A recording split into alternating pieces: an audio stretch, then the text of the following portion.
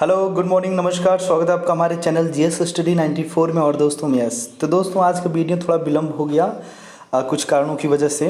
आप देख सकते हैं कि कई जगहों पे जिस तरह से नेटवर्क की प्रॉब्लम हो रही है, ठीक है। इस वजह से दोस्तों वीडियो थोड़ा लेट हुआ।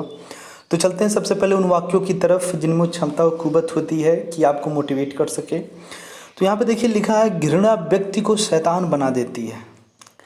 घृणा का मतलब होता है आप दूसरे के प्रति जो एक गलत भावना रखते हैं, ठीक है। आप उससे बैर भी रख सकते हैं, बार बार उसके ऊपर तमाम तरह के लोगों के बीच में एलिगेशंस लगाते हैं, उसको कोसते हैं। ये तमाम तरह की जो प्रक्रियाएं ये घृणा का ही एक कह सकते हैं रूप हैं। और इससे इंसान खुद बर्बाद हो जाता है, नष्ट हो जाता है और एक तरह से उसको शैतान बना देता है। सही गलत का फ़र्क वो नहीं कर पाएगा। कहीं ना कहीं उस घृणा के चक्कर में वो अपनी भी ज़िंदगी ख़राब कर लिया और अपना जो व्यक्तित्व है एक शैतान के रूप में कर लिया है। तो दोस्तों इस तरह की मानसिकता से बचें। घृणा एक तरह से कहे तो एक मानसिकता ही है जो दूसरों के संदर्भ में हम उसके ऊपर इस तरह के एलिगेशंस लगाते हैं। देखते होंगे आप कभी कभार कि लोगों की घृणा इतनी बड़ी आती है कि लोग एक दूसरे के ऊपर इस तरह के आरोप लगाने लगते हैं कि जो बेहद ही शर्मनाक होता है। तो इस तरह के कार्य न करें, अन्यथा आपकी गिनती इंसानों में नहीं शैतानों में की जाएगी। अब बात करते हैं जो आज का विषय है दोस्तों, इसे लिखा है भरत झुनझुनवाला जी ने, ठीक है। इन्होंने लिखा है, कर्ज लेकर खर्च बढ़ाने से बचे सरकार। इनका जो यहाँ पर आज का कंटेंट है, जो विषय है कि ऐसे तमाम तरह की समस्याएं आ रही हैं हमारे भारत जैसे देश में। और जो सबसे बड़ी समस्या ये है कि सरकार जितने भी कारोबार इंडस्ट्रीज़ पूरी तरह से ठप पड़े हैं, बंद हैं, इनको कैसे इनका संचालन शुरू करे। उसके बाद जो तमाम तरह की जगहों पे पैसे की आवश्यकता है वहाँ पर कैसे पैसा लगाया जाए, कैसे कई जो है वर्कर हैं जो पंजीकृत हैं उनके अकाउंट में जिस तरह से सरकार पैसा दे रही है। ऐसे तमाम तरह के कार्य हैं और ये कुछ कार्य ज़रूरी भी हैं। पर यहाँ भी जो बात है दोस्तों, कर्ज लेकर खर्च बढ़ाने से बचे सरकार। यदि हम किसी विदेशी संस्था से कर्ज ले रहे हैं, ठीक है, तो उसे सोच समझकर खर्च करें, अन्यथा सरकार के सामने तमाम तरह की चुनौतियां आ जाएंगी। उसके बाद उसका निवारण करना असंभव होगा, ठीक है। तो उसके बारे में आज हम देखते हैं। देखिए यहाँ पे लिखा है, इस समय विश्व के करीब करीब सभी देश भारी भरकम कर्ज लेकर अपनी अर्थव्यवस्था को पुनः पटरी पर लाने का प्रयास कर रहे हैं। इन सरकारों की सोच है कि कोरोना कहर से उपजा संकट अल्पकालीन होगा और सरकारी खर्च बढ़ाकर इस संकट से पार पा लिया जाएगा। ठीक वैसे ही जैसे बीमारी के समय कोई उधार लेकर अपना उपचार करा लेता है, यह विचार इस विश्वास पर टिका है कि संकट अल्पकालीन होगा और अर्थव्यवस्था शीघ्र ही अपने पुराने स्तर पर नहीं आ पाएगी, बल्कि उससे भी आगे बढ़ जाएगी। बढ़ी हुई अर्थव्यवस्था में बढ़े हुए टैक्स वसूल कर इस कर्ज का ब्याज अदा किया जा सकेगा। इस विश्वास पर फिर से विचार करने की ज़रूरत है। पहली बात यह कि वैश्विक सप्लाई चेन टूट गई है। आने वाले समय में कोई भी देश अपनी मूल आवश्यकता के लिए किसी दूसरे देश पर निर्भर नहीं होना चाहेगा, क्योंकि तमाम वैज्ञानिकों का मानना है कि इस प्रकार के संकट अब आते रहेंगे। तो यहाँ पर जो लेखक ये कहना चाहते हैं कि जैसे एक व्यक्ति है, ऐसे सीधे सीधे शब्दों में आप समझें, यदि आप किसी भयानक बीमारी से मान लीजिए ग्रस्त हैं, उसके बाद आप उसके उपचार के लिए अपने मित्र या किसी सहयोगी से आपने एक भारी भरकम उधार लिया, ठीक है, या उनसे पैसे लिए, आपने कहा कि मैं बाद में विद इंटरेस्ट के साथ मैं आपका पैसा दे दूंगा आपको, ठीक है। मान लीजिए आप ठीक हो गए, उसके बाद जो आपकी स्थिति थी वो सामान्य नहीं हो पाई, तो उसका इंटरेस्ट बढ़ता चला जाएगा, ठीक है।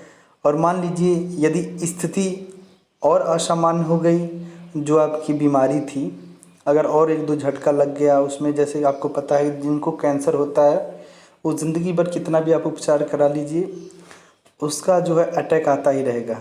एक नए रूप में उसका जो है जो बीमारी है कहीं ना कहीं आती ही रहेगी। क्योंकि देखिए मैंने भी कई बार मेरे भी रिलेशंस के लोग कैंसर की वजह से मरे हुए हैं। अभी जो इरफान खान आपके मरे वही कैंसर से मरे हैं।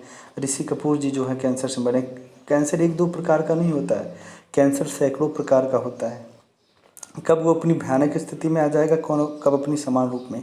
तो ये इस माध्यम से जो है कि यहाँ पे जो लेखक है आपको बताने की कोशिश कर रहे हैं कि अगर आप किसी भी संस्था से या फिर IMF हुआ, वर्ल्ड बैंक हुआ, अगर इन संस्थाओं से यदि आप कर्ज ले रहे हैं तो बहुत ही सोच समझ कर उसे यूटिलाइज़ करें और उसके खर्च को कम से कम करें, अन्यथा स्थिति बिगड़ सकती है। उसके बाद है, इसलिए हर देश सस्ते आयात से परहेज करेगा। इससे भारतीय उपभोक्ता को महंगा घरेलू कपड़ा खरीदना होगा और विकास दर कम होगी। संक्रमण की आशंका और फिजिकल डिस्टेंसिंग के चलते खर्च बढ़ेगा, जैसे विद्यालय की कक्षा में बड़े कमरों की ज़रूरत होगी अथवा श्रमिकों की खेत तक ले जाने के लिए अधिक ट्राली लगानी पड़ेगी। संक्रमितों का उपचार करने में भी खर्च बढ़ेगा। इन कारणों से आने वाले समय में संपूर्ण विश्व के नागरिकों के जीवन स्तर में गिरावट आ सकती है। तो भारत जैसे देश में तकरीबन 3 महीने हो गया पूरी तरह से लॉकडाउन होने के बाद भी जिस तरह से आंकड़ा दिन प्रतिदिन बढ़ता जा रहा है वो बहुत ही भयानक है, बहुत ही खतरनाक है। आप सोच सकते हैं कि दोस्तों लॉकडाउन के बाद यदि ये हाल है भारत जैसे देश का, यदि लॉकडाउन में थोड़ी सी देरी हो गई होती या फिर भारत सरकार न की होती तो आज हमारे देश की स्थिति क्या होती आप देख सकते हैं। तो याद रखिए ये जो समस्याएं इतनी जल्दी जाने वाली नहीं हैं। उसके बाद है दीर्घकाल में जो भी हो इस समय सरकार की खर्च बढ़ाने ही होंगे। अमेरिका, चीन एवं भारत समेत विश्व की अन्य देशों की सरकारों का राजस्व इस समय सामान्य का मात्र 30 से 50% रह गया है। अब सरकारों के लिए स्वास्थ्य पर खर्च को बढ़ाना और जनता को राहत देना आवश्यक हो गया है। प्रश्न यह है कि इस हेतु राजस्व किस प्रकार जुटाया जाए और खर्च कहाँ किया जाए। समझने की बात यह है कि जब सरकार कर्ज लेकर खर्च बढ़ाती है, वित्तीय घाटे को बढ़ाने देती है तो उसके दुष्परिणाम पूरे समाज को भोगने पड़ते हैं, जबकि लाभ उन विशेष क्षेत्रों को होता है जहाँ पर खर्च किया जाता है। ये वास्तविकता है। जैसे कि क्या है, अभी किसी दूसरे देश से ठीक है आर्थिक सहायता लेकर यदि वो इंडस्ट्री को या फिर बड़ी बड़ी जो कंपनियां हैं, बिजनेसमैन, उनको प्रोत्साहन के रूप में बड़ी राशि अगर मुहैया कर दें तो उसके बाद जो तमाम जो कृषि सेक्टर के क्षेत्र हैं उन पे वो ज़्यादा पैसा नहीं लगा पाएगी, जिस वजह से जहाँ पर वो निवेश करेगी उसका फ़ायदा उसे ही मिलेगा और उसकी वजह से दोस्तों अन्य सेक्टरों की जो स्थिति है बद से बदतर होती चली जाएगी। उसे निजी उड्डयन कंपनियों को मदद के रूप में दे दिया तो भविष्य में उसका ब्याज भी उसे ही देना पड़ेगा। इस ब्याज का भुगतान करने के लिए संपूर्ण जनता पर टैक्स लगाया जाएगा, जबकि जो खर्च किया गया वह उड्डयन कंपनियों और उड्डयन सेवाओं का उपयोग करने वाले वर्ग विशेष के खाते में जाएगा। इस प्रकार हम संपूर्ण जनता पर टैक्स लगाकर वर्ग विशेष को लाभ पहुँचाएंगे। इसके विपरीत यदि हम ईंधन, तेल और एक्साइज ड्यूटी बढ़ा दें अथवा तमाम लग्जरी वस्तुओं पर आयात कर बढ़ा दें और इस रकम का उपयोग आम आदमी को यूनिवर्सल बेसिक इनकम यानी प्रति माह कुछ रकम सीधे उसके खाते में हस्तांतरित करने में उपयोग करें तो इसका अलग प्रभाव पड़ेगा। और एक चीज़ बता दें, जो ये बोल रहे हैं कि जो लग्जरीज चीज़ें हैं उनके ऊपर जो है कि शुल्क बढ़ा दें तो इससे क्या होगा कि दोस्तों लोगों की जो परचेजिंग पावर होती है वो भी कम हो जाएगा। जैसे यदि रेडमी या रियलमी की जितनी भी मोबाइलें 10,000 के अंदर आती हैं, यदि उनका दाम अचानक 16,000 18,000 हो जाए तो उनके जो है परचेजिंग में बहुत ही कमी आ जाएगी। ईंधन और आयातित चॉकलेट पर लगाए गए आयात कर का भार विशेष वर्ग पर पड़ेगा, जबकि यूनिवर्सल बेसिक इनकम की व्यवस्था करने से आम आदमी को राहत मिलेगी। इसलिए राजस्व एकत्रित करने और खर्च करने की दो विपरीत दिशाएं हैं। यदि हम कर्ज लेकर विशेष क्षेत्रों को मदद देते हैं तो आम आदमी पर टैक्स लगाकर वर्ग विशेष को ही राहत पहुंचाएंगे। यदि हम ईंधन पर टैक्स लगाकर यूनिवर्सल बेसिक इनकम देते हैं तो हम वर्ग विशेष पर टैक्स लगाकर संपूर्ण जनता को राहत पहुंचाएंगे। मेरा मानना है कि हमें कर्ज नहीं लेना चाहिए। यदि सरकार कर्ज लेकर खर्च करती है तो उस पर उसे ब्याज अदा करना होगा और इसके लिए सरकार को टैक्स लगाना होगा। तो इसमें जिस तरह से कह रहा है कि देखिए यहाँ पे कहा जा रहा है आम आदमी पर टैक्स लगाकर वर्ग विशेष को ही राहत पहुंचाएगी। यदि हम ईंधन पर टैक्स लगाकर यूनिवर्सल बेसिक इनकम देते हैं तो हम विशेष वर्ग पर टैक्स लगाकर संपूर्ण जनता को राहत पहुंचाएंगे। तो कुछ ऐसा कार्य करिए जिससे भारत का जो संपूर्ण जो हमारे देश के नागरिक हैं लगभग लोगों को, ज़्यादा से ज़्यादा लोगों को उसका लाभ मिले, अन्यथा स्थिति बहुत ही क्रिटिकल हो जाएगी। क्योंकि दोस्तों जो आने वाला समय है वहाँ पे रोज़गारों की कमी होगी, खाद्यान्न की कमी होगी। तो सरकार को सबसे पहले जो प्राथमिकता देनी चाहिए, जितने भी आप देखे होंगे अभी तक के लेखकों ने अपने विचार प्रस्तुत किए, उनका बस एक ही मत था कि सबसे पहली जो प्राथमिकता हमें देनी है वो किसानों को देनी है, हॉर्टिकल्चर को देनी है, एनिमल हस्बेंड्री को देनी है।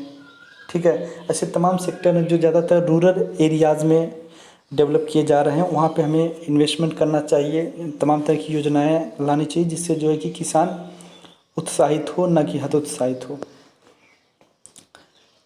इसके लिए सरकार को टैक्स लगाना पड़ेगा। समस्या यह कि अभी अर्थव्यवस्था सिकुड़ रही है। यदि 2 वर्ष तक अर्थव्यवस्था संकुचित रहती है और इस दौरान हम अतिरिक्त टैक्स लगाकर ब्याज अदा करते हैं तो अर्थव्यवस्था और गहरे संकट में आएगी। ठीक वैसे ही जैसे अगर मरीज को दिए जाने वाले भोजन पर अतिरिक्त टैक्स लगा दिया जाए तो उसकी मुसीबत और बढ़ेगी। अभी कर्ज लेकर खर्च बढ़ाने की जो बात कही जा रही है वह अर्थव्यवस्था को फिर से पटरी पर लाने के लिए की जा रही है।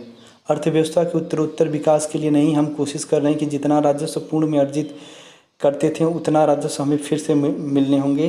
राजस्व में वृद्धि की अभी संभावना नहीं दिख रही है और यदि हम सफल भी हुए और राजस्व को पुराने स्तर पर ले भी आए तो भी ब्याज का बोझ तो बढ़ ही जाएगा। न्यूयॉर्क के प्रोफेसर रूबिनी का कहना है कि यदि इस समय सरकारों ने भारी कर्ज लिए तो उन्हें अंततः इस कर्ज को अदा करने के लिए नोट छापने पड़ेंगे। इससे महंगाई बढ़ेगी लेकिन आर्थिक विकास ठप रहेगा। नोट छापने से महंगाई बढ़ेगी लेकिन उत्पादन पूर्ववत रहेगा, यानी उत्पादन में ठहराव के साथ राजस्व में ठहराव होगा और साथ साथ महंगाई बढ़ाने पर सरकार पस्त हो जाएगी। इसे ही स्टैगफ्लेशन कहा जाता है। कर्ज लेकर अर्थव्यवस्था को फिर पटरी पर लाने के प्रयास में हम गहरे गड्ढे में गिर सकते हैं, क्योंकि इस अतिरिक्त ऋण पर अतिरिक्त ब्याज देने के लिए हमारे पास अतिरिक्त आय होने की संभावना नगण्य है। ऐसी संभावना के बावजूद सरकार को स्वास्थ्य आदि पर खर्च तो बढ़ाने ही होंगे। यह बात और है कि इसके बावजूद जीवन स्तर पर गिरावट आएगी। अच्छा होगा कि जीवन स्तर में जो गिरावट आनी है उसे हम सहज भाव से स्वीकार कर लें और अपने तौर तरीके बदलें। यदि घर का खर्च कम करना है तो चॉकलेट और चिप्स की खरीद में कटौती कर हम मूंगफली का उपयोग बढ़ा लें तो खर्च में कमी आएगी। इसके बाद जीवन स्तर में मामूली गिरावट आएगी लेकिन परिवार का स्वास्थ्य बना रहेगा। यदि हम चॉकलेट और चिप्स की खरीद करते रहते हैं तो ऋण लेते रहते हैं, हम संकट में पड़ेंगे। हमें जीवन स्तर में आने वाली गिरावट को सीधे स्वीकार कर लेना चाहिए और कच्चे तेल एवं आयातित माल टैक्स पर लगाना चाहिए। टैक्स की इस रकम का उपयोग आम आदमी को यूनिवर्सल बेसिक इनकम देने के लिए किया जाना चाहिए ताकि अर्थव्यवस्था में मांग बढ़े और अब पुराने स्तर पर आ जाए। तो इसमें यह भी चीज़ कहा जा रहा है कि जो चीज़ें आप करते आए हैं इससे पहले, जो लग्जरी चीज़ों के प्रति आपका जो लगाव था उसे थोड़ा सा कम करिए। उससे क्या कि जब आपका परचेजिंग पावर प्रायोरिटी हो अच्छी रहेगी। मतलब यदि आप उसको बहुत ज़्यादा इस दौर में खर्च कर दिए तो दोस्तों आने वाले समय में आपके सामने तमाम तरह की बाधाएं मुसीबतें आएंगी। तो इस लेख के माध्यम से जो लेखक को कहना चाहते हैं कि यदि अगर सरकार इस तरह की मानसिकता बना रही है कि अन्य अंतर्राष्ट्रीय संगठनों से ऋण लेकर यदि हम अपने अर्थव्यवस्था को बूस्ट कर लेंगे तो ये कतई सही नहीं है। कुछ जो हमारे पास रेवेन्यू बचे हैं उनका यूटिलाइज़ हम ऐसे सेक्टर में करें जहां से हमें इंस्टेंट प्रॉफिट महसूस हो। और सबसे बड़ी बात मैं हमेशा कहता हूं कि जो फूड सिक्योरिटी से रिलेटेड है, खाद्य सामग्री अगर कमी हो गई हमारे देश में तो इसका परिणाम बहुत ही गंभीर होगा। तो आज के लिए इतना ही। नमस्कार, धन्यवाद।